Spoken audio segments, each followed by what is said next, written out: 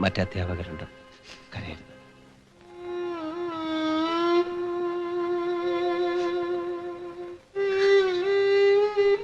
ഇന്ന് ജാമ്യത്തിലിറങ്ങി. നിശ്ചയം കഴിഞ്ഞു. കരയരുത്.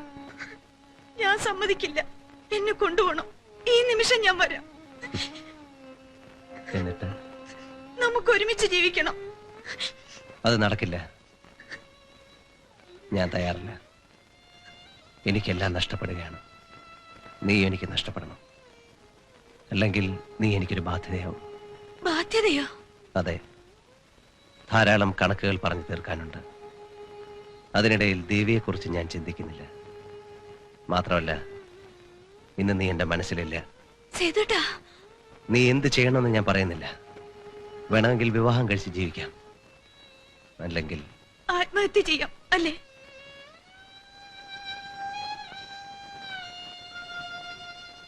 എന്നെ ഇനി ഓർക്കരുത്.